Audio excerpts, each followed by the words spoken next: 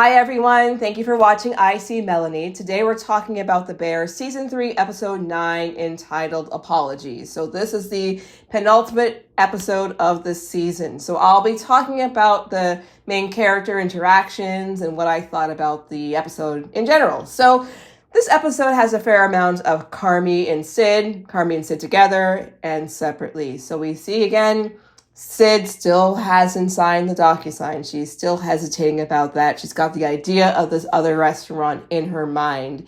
And we see that she is practicing telling Carmy, I'm thinking about this other offer. So obviously this is something that she's going to have to either do eventually or just work up the nerve to do it. And so she's practicing. And oh my God, I would not want to be in the room when that conversation goes down, because Carmy is next level. We see they're doing the service and he is standing there, he's centered and he is barking orders and he is like about to lose it. He needs I don't know what the hell his blood pressure is like, because it must be through the roof, because he just can't control himself. I really need for Carmy to do better for himself, and consequently, or as a result, he would do better for the people around him, because it's very difficult to keep up with him, to be with him. And he even mentions that to Sid. So he says they're talking about things and she's about to mention the new job, but she's like, it's late. It's not the best time to tell him. She mentions that it's hard to keep up with him. And at first he thinks in terms of the culinary stuff. She's like, no, not that. I mean, you. And they talk for a bit. And eventually he says, I don't want for it to be difficult to keep up with me, which I think is good. But also that kind of a statement is almost like it's putting the onus on other people and not him. I know it could be just a matter of semantics and maybe he didn't verbalize it properly, but it shouldn't be that, people can keep up with me. Is that I should be speaking and communicating with these people in a respectful way that gets them to receive my message well. Do you know what I mean? So yeah, Carmy, I just really hope he gets some therapy, because he would be so much better off for it. It's very interesting too, because obviously he's very high strung about the restaurant, which makes sense. Anyone would be higher strung than typical. But when we go to the flashback, so that one flashback at the beginning that was really, really long, it was almost 4 minutes. But anyway, that man, he was so calm. He was so calm, and it's just so different from the Carmy we see, and also from that Joel McHale character as well. But he's had a mix of different forces in his life, and I just wish he took the demeanor of that older gentleman at the beginning. This could be a comment on the character, or it could be a comment on the writing, but I do feel as though Carmy is really, really backsliding. I think this season he's backslid from the last season, and even within these episodes, we're at the second to last episode, and I feel as though his demeanor and his way of communication, he's backsliding to episode 2, right? So he needs to work on that. I really miss the Sid and Carmy dynamic from last year, because Carmy was, he had a lot of the same personality traits as he's displaying today, this episode, but he was a lot more composed and he was a lot easier to talk to. And he and Sid used to get along. They still get along, but they used to get on a whole lot better. I think about that episode. I think it was either the last or the second to last episode, right before the family and friends launch, and they're fixing the table. So they're under the table talking, and they were just so they work so well together. They have such a deep partnership and friendship, and that's why this season kind of hurts a little bit, because for one, we don't really see them that much together, and when they are together, especially Sid, she's holding back a lot. And I understand she has, for the past little while, she's had that other offer on the table, but I still, even before that came to be, they just weren't communicating as freely. So I hope that in the next season that changes. Obviously, something that's new this season is that he has the breakup with Claire to think about, right? So we see him with his phone. He's about to press, call on her contact information, but he doesn't. But he whispers to himself, "I'm sorry," which he really should be.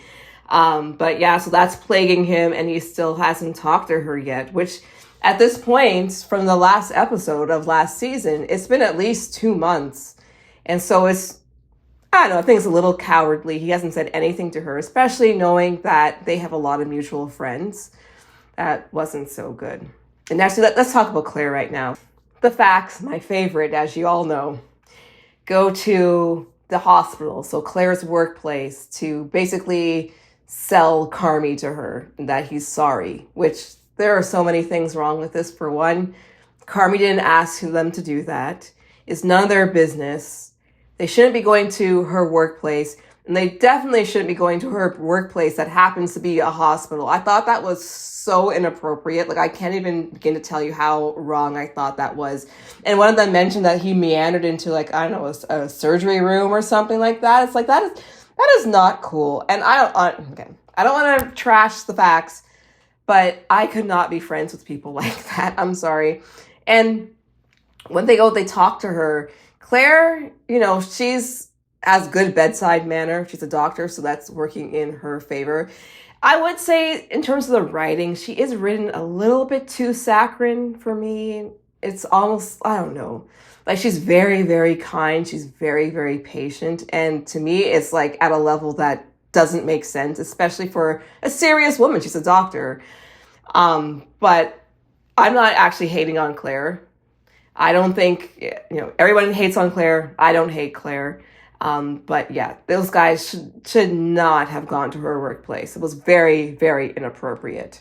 There's a scene with Carmy and Cicero, uncle, and he's talking about, basically in a very long-winded, drawn-out analogy, he's just basically saying if things don't go well with this restaurant, if the reviews are bad, he's going to cut the cord. So eventually, signaling that, like, the restaurant's going to go bye-bye, which obviously is not good. And again, going back to the meandering things, I feel as though this was kind of established. Maybe not so much contingent on the reviews, but we knew that he has been hammering him about the costs and everything and complaining about how much this is costing him.